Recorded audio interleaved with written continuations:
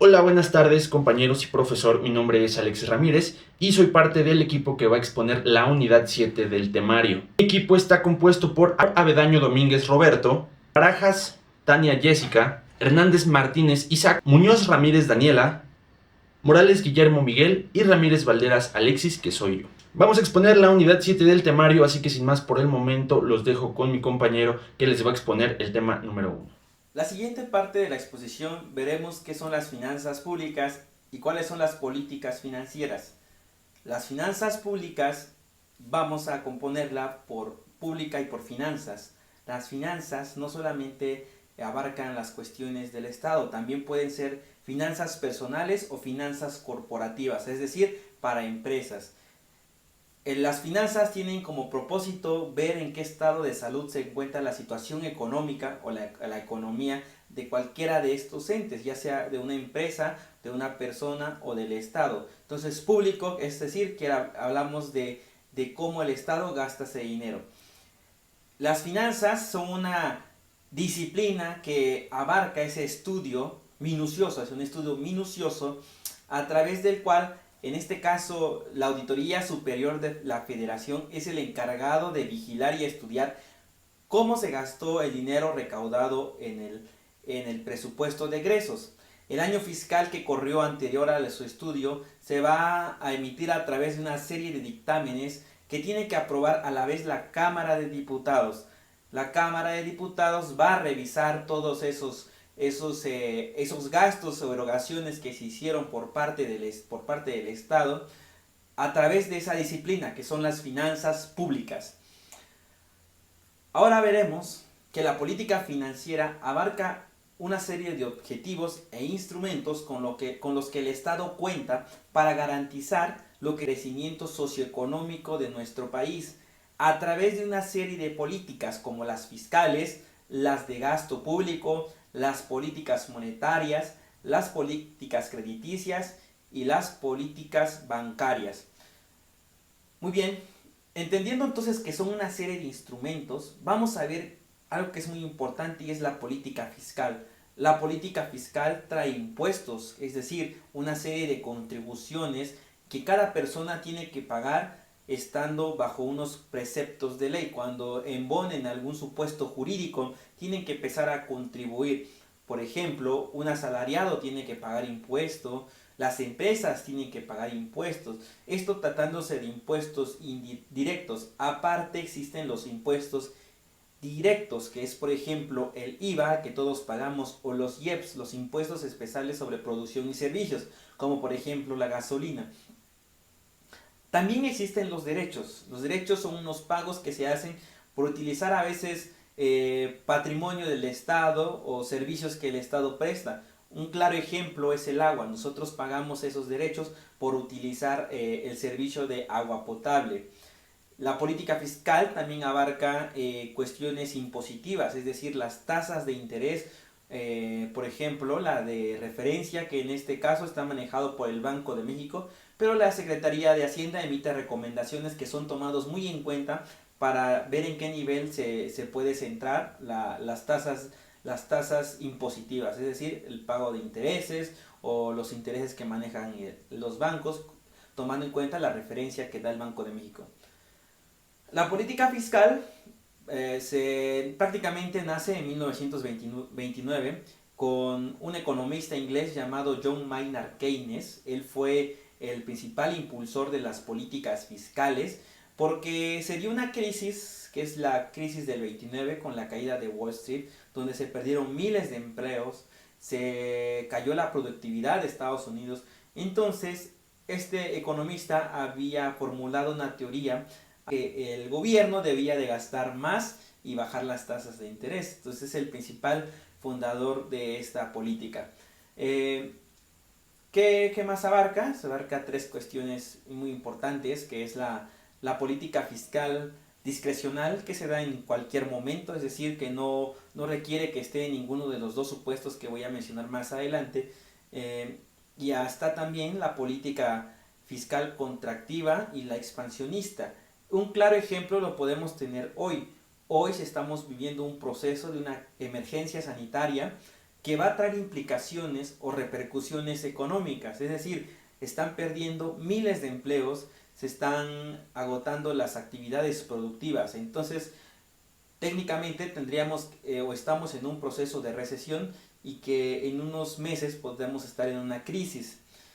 Entonces, lo que el gobierno debería hacer, o lo que los empresarios están proponiendo que el gobierno haga, es aplicar una política fiscal agresiva, que se aplique una política fiscal expansionista. ¿Para qué? Para aumentar el gasto público, que el gobierno gaste a lo bruto en cualquier cosa, en gastos de inversión, en pagos de salarios, pero que gaste, lo que se quiere es que se gaste. Y por otro lado, lo que se quiere también es que se reduzcan los impuestos o que se aplacen los impuestos. También se puede hacer bajando las tasas de referencia del Banco de México.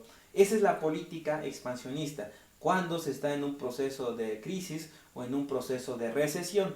Por otro lado, tenemos lo que es una política contraccionista, es decir, cuando la productividad es muy acelerada y se está tendiente a una cuestión inflacionaria. Se tienen que aplicar aquí medidas de tipo restrictivas, es decir, se tiene que disminuir la tasa de interés y se tiene que aumentar las tasas de interés y se tiene que disminuir el gasto del gobierno, el gasto público, es decir, el gasto en inversión. Básicamente, esos son los tres supuestos donde se aplica la política fiscal. Es el paquete económico. El paquete económico es muy importante entenderlo porque se da todos los años, implica variables macroeconómicas muy importantes porque impactan en el PIB, impactan en la inflación y impactan en los empleos. ¿Qué contiene el paquete económico? Básicamente contiene dos elementos, la ley de ingresos y el presupuesto de egresos de la Federación. Este paquete económico, el Ejecutivo es el encargado de remitirlo a la Cámara de Diputados a través del secretario de Hacienda. El secretario de Hacienda es una persona técnica o es una secretaría técnica que va a armar toda esta instrumentación de leyes fiscales y de presupuestos y que tiene que remitir a más tardar el 8 de septiembre a la Cámara de Diputados como Cámara de Origen. La Cámara de Diputados se va a encargar de aprobar la ley de ingresos y el presupuesto de egresos. Entonces, la cuestión es básicamente la misma, es el paquete de ingresos va a traer todos los lineamientos con los cuales el Estado piensa captar recursos a través de impuestos. Estos impuestos pueden ser directos o indirectos, a través de ingresos petroleros, a través de aportaciones de instituciones como el ISSSTE, como el IMSS, y una serie de rubros que se detallan más adelante en la exposición. El cálculo estimado para el año fiscal 2020 era de 6 billones de pesos, pero con la situación que se está presentando de la contingencia sanitaria y la probable crisis económica en los que nos veamos inmersos, es probable que la estimación se reduzca a 5 billones de pesos. Entonces, damos el siguiente tema, que es el presupuesto de egresos. Al final explicaré el proceso de aprobación porque son muy similares y el tiempo no me permite agotar en uno y uno de estos elementos. El presupuesto de egresos claramente es una serie de lineamientos de cómo el Estado piensa gastar ese recurso. Existe el gasto de inversión y existe el gasto corriente. Entonces el gasto corriente va a permitir que el Estado gaste para pagar sueldos y para pagar bienes y servicios. Es decir, que el Estado siga garantizando sus funciones para pagos de personal, para pagos de policía, para pagos de médicos del sector público, para servicios de transporte, etc. Por otra parte, tenemos lo que es el gasto de inversión. El gasto de inversión lo que busca es crear infraestructura y garantizar servicios y productividad, o invertir para mejorar algunos aspectos de algunos hospitales, de algunas escuelas o algunas casas de cultura. Entonces, lo que es el gasto en infraestructura lo podemos visualizar, mientras que el gasto corriente muchas veces no, solamente en papeles. Entonces, el siguiente es el proceso. ¿Cuál es el proceso? Para la ley de ingresos es similar a la de presupuesto, con la única situación de que en la de presupuesto no interviene la Cámara de Senadores, únicamente interviene la Cámara de Diputados. Entonces, cuando la Cámara de Diputados recibe, por ejemplo, la ley de ingresos, la mesa directiva tiene que remitirlo a una de las comisiones, en este caso a dos comisiones unidas, que es la Comisión de Hacienda y Crédito Público y la Comisión de Presupuesto y Cuenta Pública, para que conjuntamente dictaminen esta ley de ingresos. Una vez dictaminada se manda al Pleno para su discusión y en su caso aprobación, y después de ese proceso se remite a la Cámara de Senadores. La Cámara de Senadores lo discute, pero no puede hacer modificaciones, tendría que volver a remitirlo a la Cámara de Diputados para que se hagan las modificaciones que crean pertinentes. Una vez que esté aprobado por la Cámara de Senadores, la de Senadores la envía al Ejecutivo para que éste la sancione y la publique, y que entrará en vigor a partir del 1 de enero a través de un artículo transitorio o cuando la misma ley lo señale. El presupuesto de egresos es muy similar, se recibe en el mismo paquete y es la Cámara de Diputados la única cámara que está facultado para aprobar este presupuesto. No interviene en absolutamente nada la Cámara de Senadores. Entonces, la Cámara de Diputados, una vez discutido, tiene como fecha límite el 31 de diciembre para aprobarlo, lo remite al Ejecutivo Federal para que lo publique y entre en vigor a partir del 1 de enero. Al final, el balance de estos dos documentos de la iniciativa de la ley de ingresos y del presupuesto de egresos nos pueden permitir si el país se encuentra en un déficit o en un superávit presupuestario, es decir, si va a requerir deuda pública o no lo va a requerir, ya sea deuda interna o deuda externa. El fundamento lo vamos a encontrar en el artículo 74, la fracción sexta. En la primera encontramos la facultad que tiene las cámaras de aprobar la ley de ingresos. Y en la fracción segunda encontraremos que es exclusivamente la facultad de la Cámara de Diputados aprobar el presupuesto de egresos. Gracias. Buenas tardes, profesor y compañeros. El día de hoy les hablaré acerca de la política monetaria. Y bueno, comenzaré a definirles qué es la política monetaria. La política monetaria es una parte de la política económica que consiste en acción o inacción por parte de autoridades monetarias para cambiar la cantidad, disponibilidad y el costo del dinero. A su vez, tiene algunos objetivos como lo son tener un crecimiento económico a largo plazo, mantener un ambiente económico estable y frenar la inflación. Antes de continuar, es importante definir que la inflación es un crecimiento continuo y generalizado de bienes y servicios, pero que en ese momento el valor del dinero ha tenido un decremento, o sea, que el valor del dinero no es el suficiente para obtener estos bienes y servicios.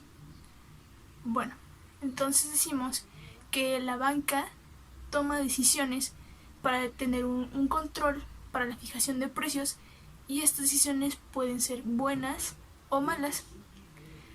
Algunas de estas decisiones van encaminadas a la cantidad de dinero circulante que va a influir en el mercado y también en la divisa nacional. Esto debe de ayudar a la producción, al consumo y a detener la inflación, como ya lo había dicho previamente. Si estas decisiones se toman para que tengamos un mercado restringido, vamos a tener un importante estancamiento económico. En cambio, si tenemos una situación expansiva, vamos a tener una gran cantidad de dinero circulante en el mercado, pero esto haría que los precios se elevaran para tener un control sobre ellos. Es decir, que es totalmente erróneo pensar que una mayor emisión del dinero va a hacer que tengamos una mejor economía, porque un incremento en el dinero circulante va a determinar el incremento en los bienes y servicios o no, y tener así una inflación o no. Y bueno, pasando a la segunda diapositiva. Okay. En esta diapositiva vamos a hablar acerca un poco de la ley de la demanda, que lo vimos en el semestre pasado, pero encaminado al dinero circulante que hay. Es decir, como lo vimos previamente, si hay una mayor cantidad de dinero en el mercado, esto va a provocar que los bienes y servicios aumenten su precio, porque estos son limitados y son finitos y hay que tener un control y preservarlos. Entonces decimos que si aumentamos, por ejemplo aquí en la gráfica, si aumentamos los precios, veremos que la cantidad de bienes y servicios ya no va a ser en la escala en la que se estaban dando. Y pasamos a la diapositiva número 3, que habla acerca de la tasa de interés. Hay que definir que la tasa de interés es el valor que se le agrega al costo del dinero, es decir, a la inmediatez con la que adquirimos dinero, porque en su momento no teníamos a la disposición ese dinero y se le agrega un interés por la inmediatez en la que lo adquirimos, por la que obtuvimos ese préstamo. Esta tasa de interés va a depender del dinero circulante que quiere inyectar el gobierno al mercado. Es decir, si el gobierno ve que en el mercado hay una gran cantidad de dinero, ya no va a tener la necesidad de inyectar más. Entonces, la tasa de interés se va a elevar justamente para que la demanda comience a bajar y ya no se tenga ese interés por pedir un préstamo de manera recurrente.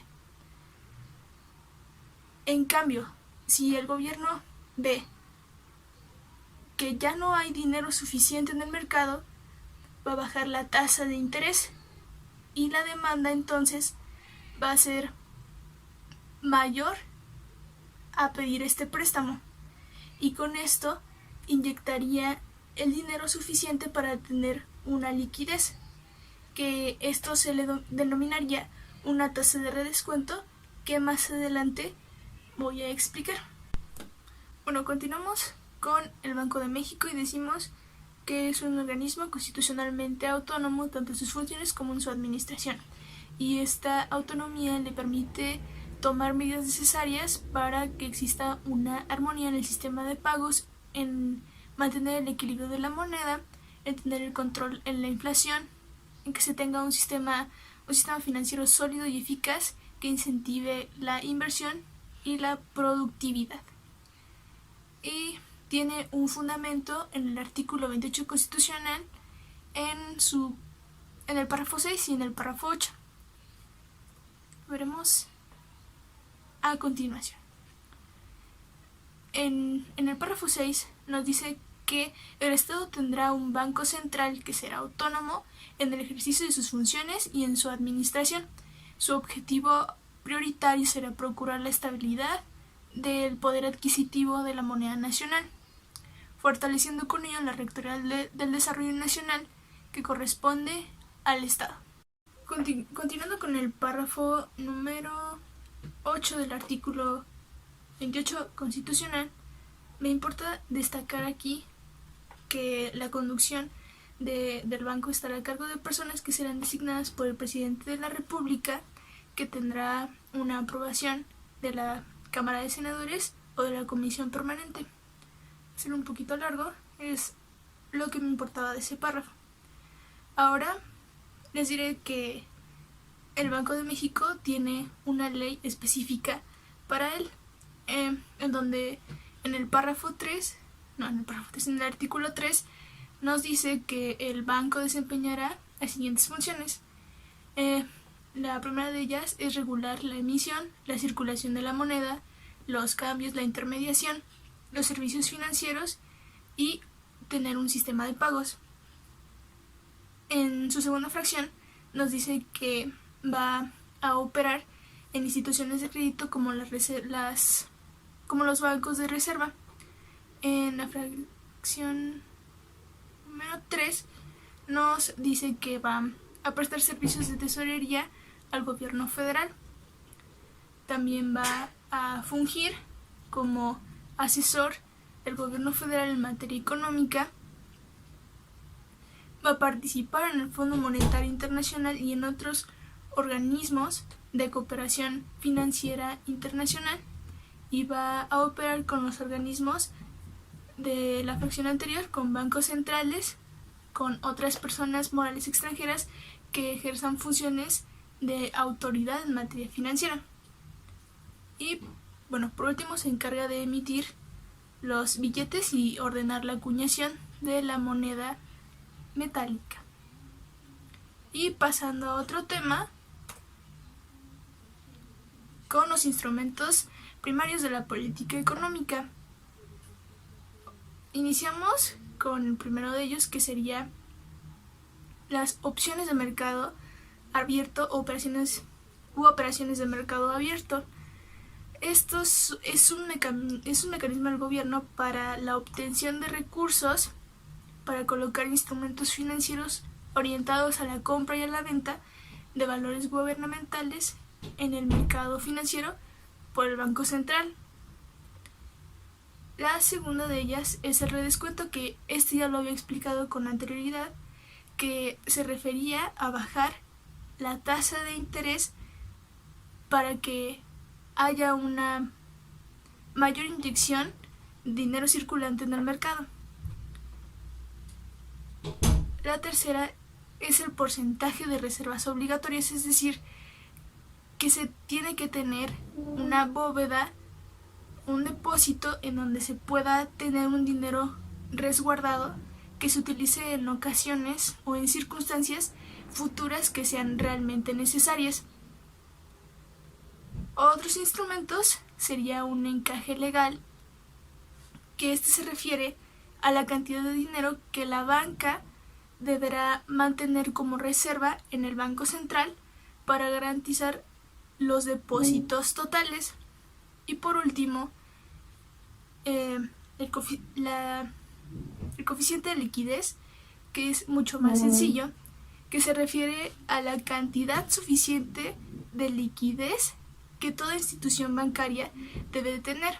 Cuando hablamos de liquidez, nos referimos a que tenga una cualidad de que los activos puedan hacerse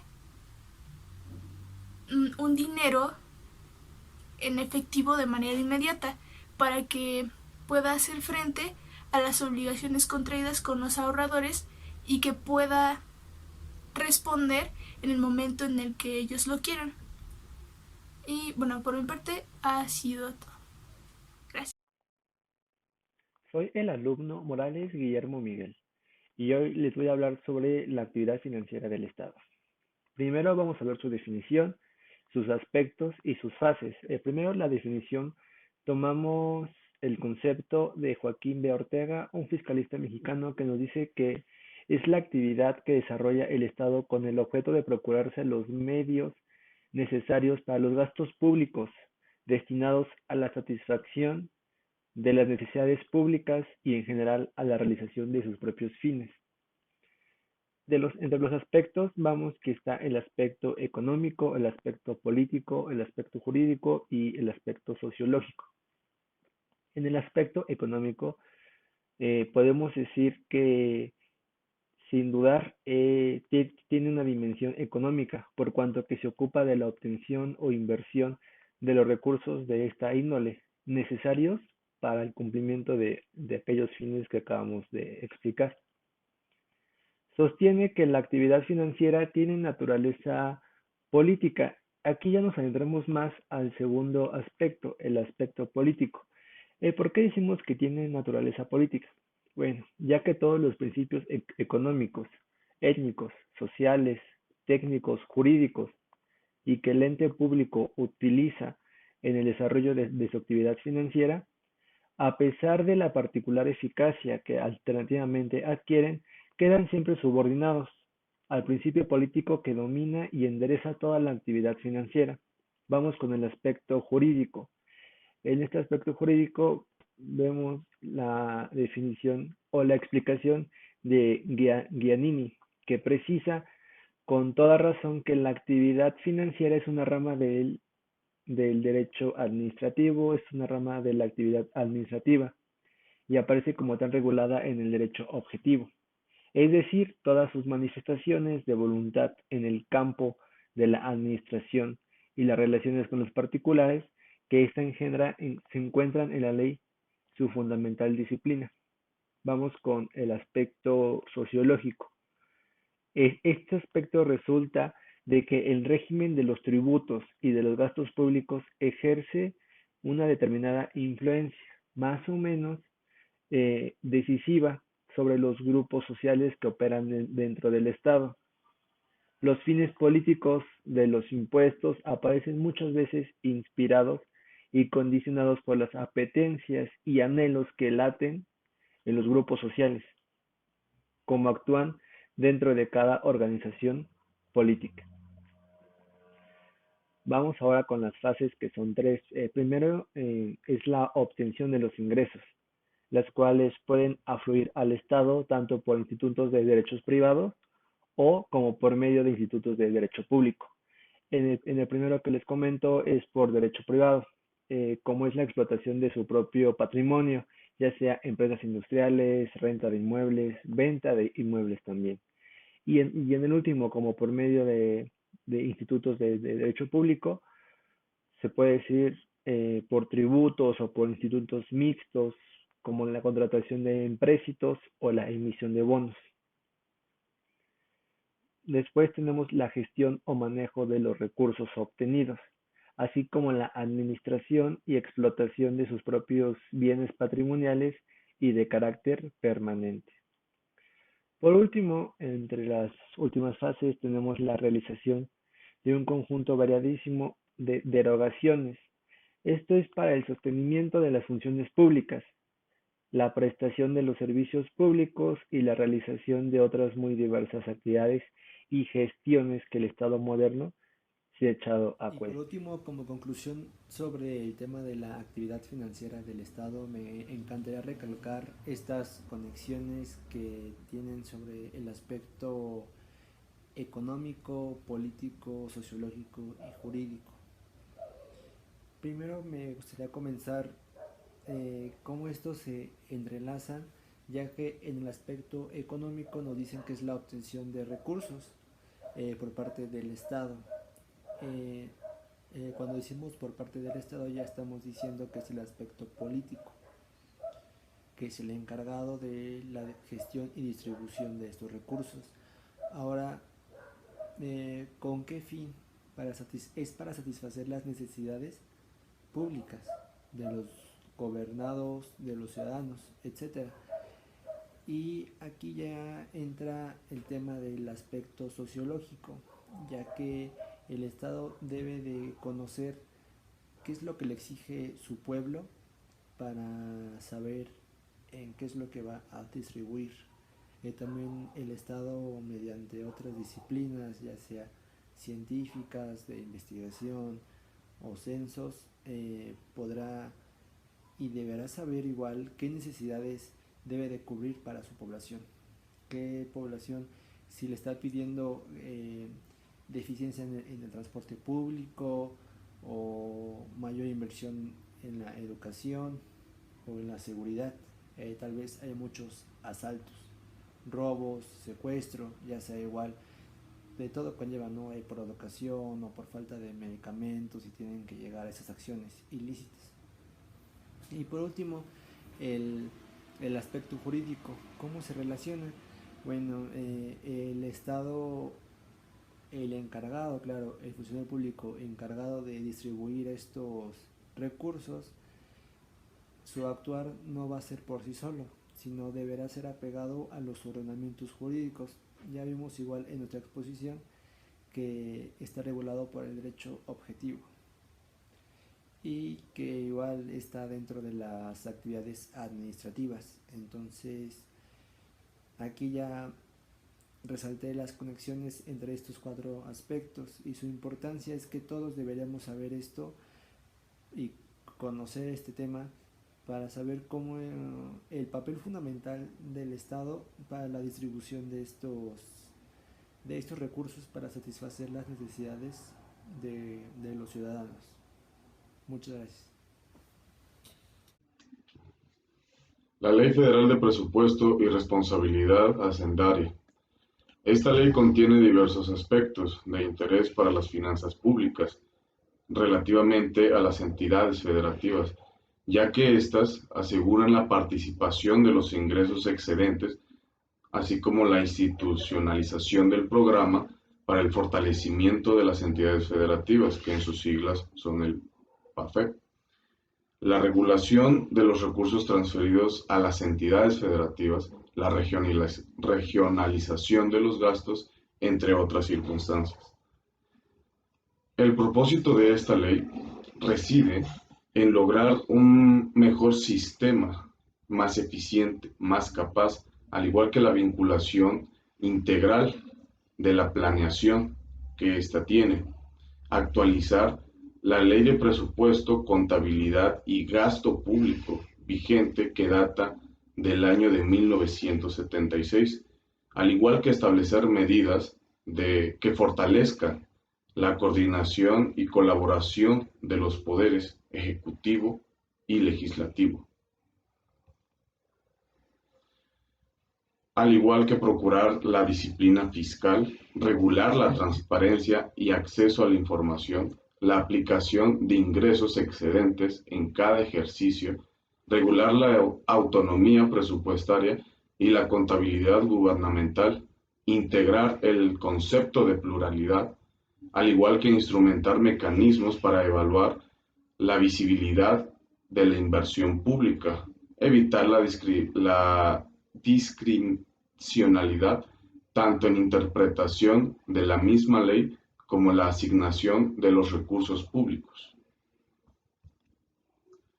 Las principales disposiciones que encontramos en esta ley es el proyecto de ley que pretende reglamentar los artículos 74, 75, 126, 127 y 134 de la Constitución Política de los Estados Unidos Mexicanos en materia de programación, presupuestación, aprobación, ejercicio, control y evaluación.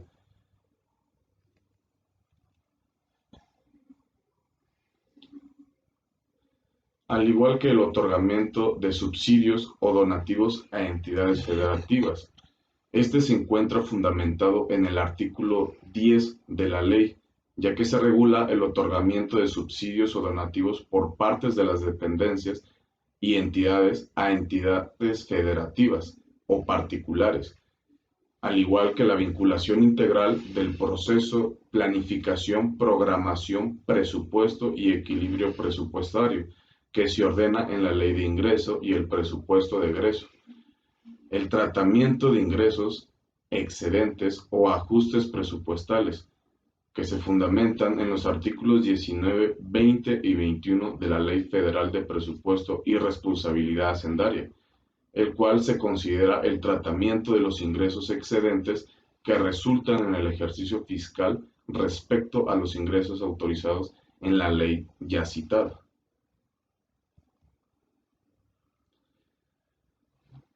Otros puntos son el control y la evaluación, ya que estos establecen la responsabilidad de la administración por resultados de parte de los titulares de los ejecutores del gasto, el federalismo hacendario, que además de las previsiones respecto a la participación de ingresos a entidades en el título cuarto de la ley, las consideraciones del proceso de programación-presupuestación, en el cual se apoyará con anteproyectos de dependencias y entidades, con los proyectos de los poderes legislativo y judicial.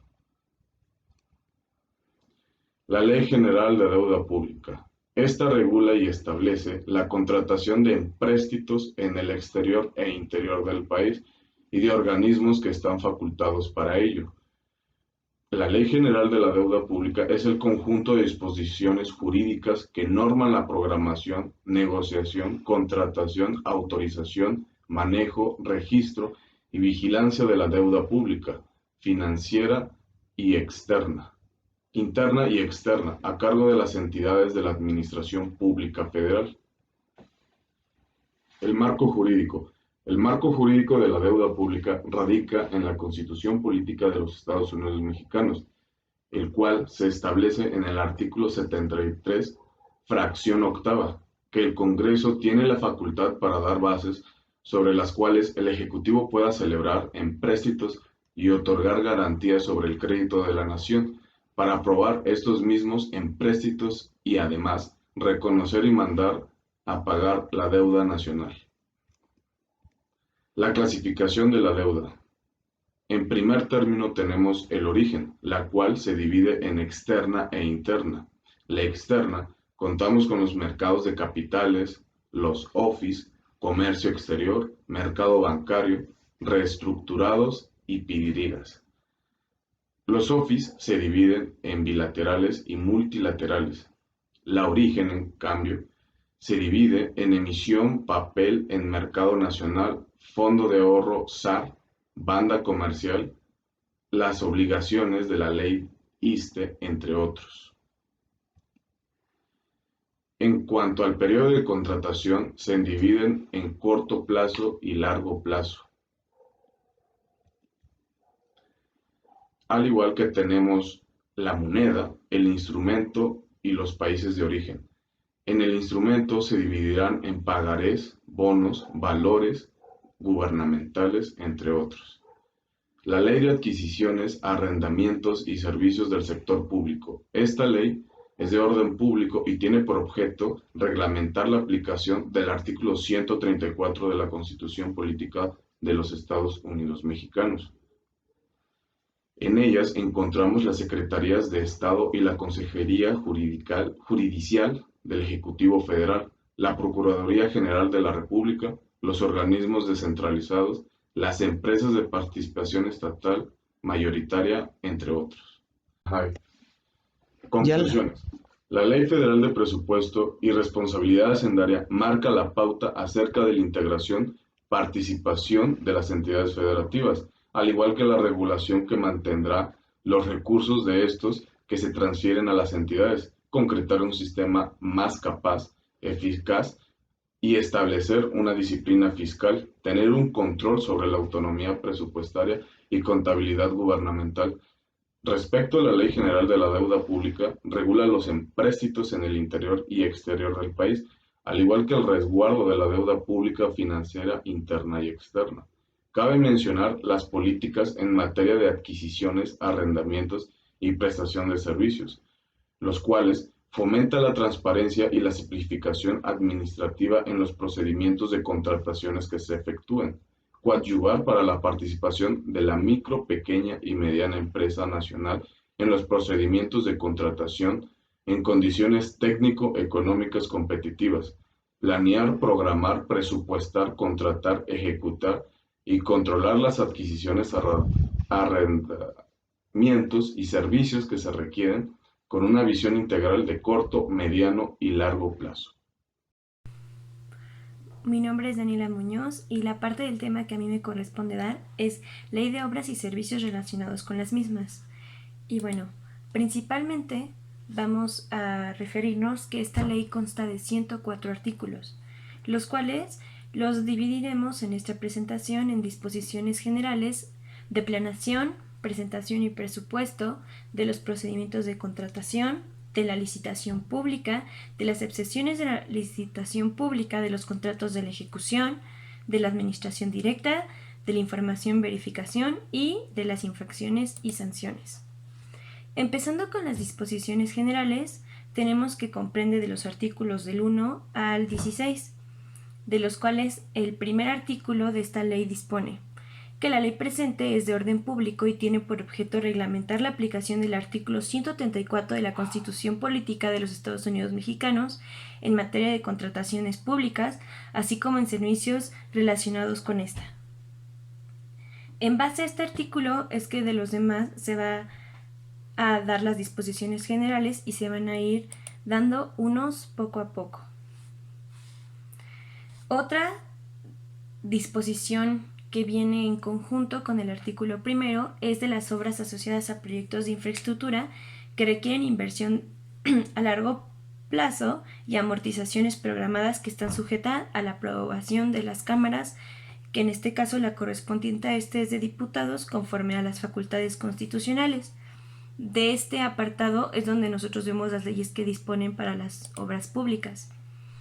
Otro artículo en base a las disposiciones generales sería el artículo 3, que nos dice que son los efectos de esta ley que se consideran obras públicas, que son los trabajos que tengan por objeto construir, instalar, ampliar, adecuar, remodelar, restaurar, conservar o mantener algunas instancias de obras públicas, de bienes muebles o inmuebles. Después tenemos el segundo rubro, que es de la planeación, programación y presupuesto. Comprende de los artículos 17 al 26 y para empezar con el artículo que más resalta este rubro es el artículo 20, que nos habla de las dependencias y entidades que estarán obligadas a considerar los efectos sobre el medio ambiente que pueda causar la ejecución de las obras públicas, igual viendo el impacto y el sustento de evaluación de la ley prevista por la Ley General del Equilibrio Ecológico y la Protección al Medio Ambiente. Otros artículos que comprenden este rubro son el artículo 22 y 24. El 22 que nos habla de las dependencias y entidades que pondrán a su disposición del público en general a través de la compra y en su página de internet, y el artículo 24 que es la planeación, programación y presupuesto sobre los gastos de obras y los servicios relacionados a esta. Tenemos de los procedimientos de contratación, que son del artículo 27, que igual sigue siendo sujeta a este, y tenemos el artículo 27, como lo había ya expresado, que son las dependencias y entidades que se seleccionarán entre los procedimientos que se van a señalar, que estos procedimientos son 3, que es la licitación pública, la invitación a cuando menos 3 personas o más y la adjudicación directa.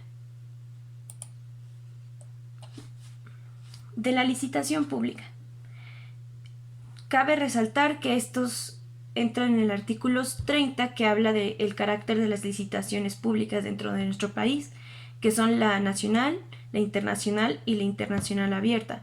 La nacional es la cual únicamente puedan participar personas de nacionalidad mexicana, como su nombre lo dice. La segunda es la internacional, bajo la cobertura de tratados, cuando el país tenga celebrado un trato libre. Y la internacional abierta. Esta nos quiere decir que se podrán practicar licitantes mexicanos y extranjeros, cualquiera que sea su nacionalidad, y que se tenga tratados de libre comercio con su país de origen.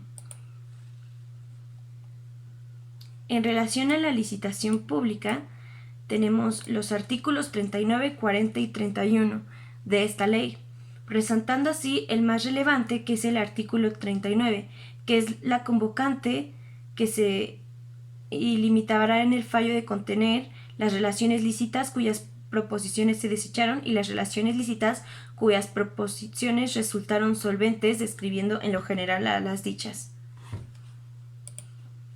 En el otro rubro tenemos las excepciones a la licitación pública, que comprenden del artículo 41 al 44, dando así el artículo con dependencia e identidades, que viene siendo el artículo 43, que bajo su responsabilidad se podrán contratar obras públicas o servicios relacionados con las mismas sin sujetarse al procedimiento de licitación pública, que es lo que veníamos viendo en los demás artículos. Otro que tenemos, que también viene siendo uno de los más relevantes de las excepciones a la licitación pública, viene siendo el artículo 46 bis, que nos dice que las penas convencionales se aplicarán por atraso en la ejecución de los trabajos por causas imputables a los contratistas, que asimismo se podrán pactar las penas convencionales que se aplican en el atraso del cumplimiento de las fechas críticas establecidas en el programa de ejecución general de los trabajos. También tenemos la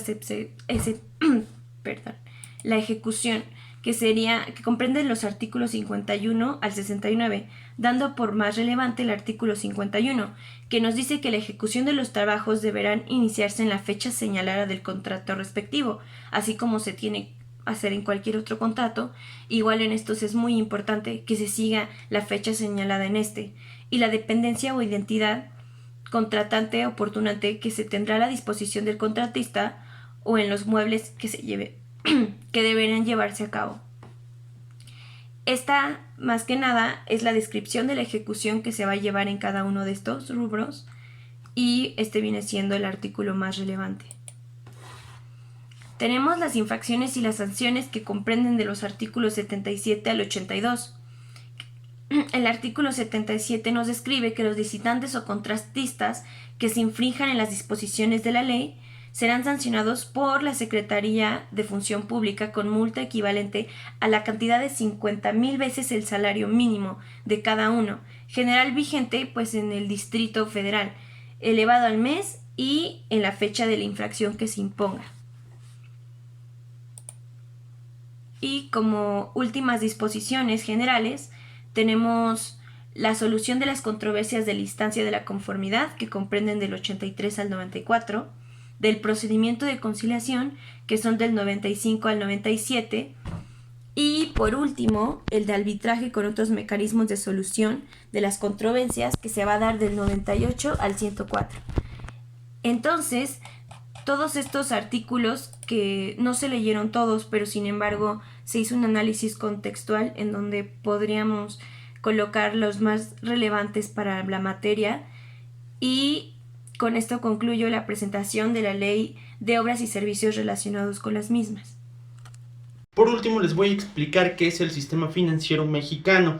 El sistema financiero es un conjunto ordenado de instituciones, tanto públicas como privadas, así como de medios y mercados a través de las cuales fluye el dinero en nuestro país. El sistema financiero se ocupa de captar dinero ahorrado y canalizarlo a quien lo necesita. Así, por ejemplo, los bancos son capaces de prestar dinero a alguien porque hay otras personas que a su vez depositaron sus ahorros en la institución financiera. El sistema financiero se encarga de captar, administrar y canalizar para la inversión y el gasto el ahorro tanto nacionales como extranjeros. Está integrado por la banca de desarrollo, la banca comercial, la casa de la bolsa, la sociedad de inversión, las arrendadoras y las aseguradoras, también entre otras. ¿Cómo está compuesto el sistema financiero mexicano? El México consta de dos niveles. En el primer nivel están los organismos encargados de poner las reglas. Estos son principalmente la SHCP y Banxico, aunque también hay otros como el Instituto de Protección al Ahorro de Bancaria o la Comisión Nacional para la Protección y Defensa al Usuario de Servicios Financieros. En el segundo nivel hay distintos campos de operación como la banca comercial, la banca de desarrollo, las instituciones de seguro y finanzas, como también el mercado. Como ya les había comentado, primero está la Secretaría de Hacienda y Crédito Público, del cual se desprende Conducef y también el IPAB. Abajo de ellas está el sistema bancario, el sistema bursátil y las organizaciones auxiliares de crédito, como también las afianzadoras, aseguradores y sociedades mutualistas de seguros, como también el CONSAR, Afores y Sedifores. Y sin embargo, a la misma altura que la Secretaría de Hacienda y Crédito Público estaban Banxico y los fondos de fideicomiso público. Excelente. La coordinación de las políticas monetarias, fiscales y crediticias. La política fiscal expansiva puede acarrear lo que es la inflación, el desplazamiento del sector público, incertidumbre y la volatilidad, todo lo cual constituye un obstáculo para el crecimiento de la economía. La inflación en una política fiscal expansiva puede generar tasas de inflación elevadas y volátiles. Además de otros costos, esto deteriorará la eficacia del sistema de precios, pues induce a las empresas y a los hogares a tomar decisiones incorrectas, al confundir los movimientos de nivel de precios con cambios de precios relativos, lo cual a su vez reduce la productividad global. En los desplazamientos del sector privado, cuando el gobierno pide dinero prestado para financiar una situación fiscal más expansiva, la mayor demanda de fondos prestables puede reducir la inversión, pues no puede ser tan sostenible. Esto implica, por ejemplo, niveles de endurecimiento continuo a la alza, lo que crea incertidumbre en cuanto al cómo y al cuándo se corregirá en política expansiva. Estas circunstancias reducen la inversión privada, estimulando a que fluya el capitalismo. México se destaca a nivel internacional ya que cuenta con finanzas públicas sanas, garantizando la sostenibilidad de las mismas y apegándose a los más estrictos criterios de disciplina y responsabilidad para dar certidumbre a la recuperación y el crecimiento de la economía.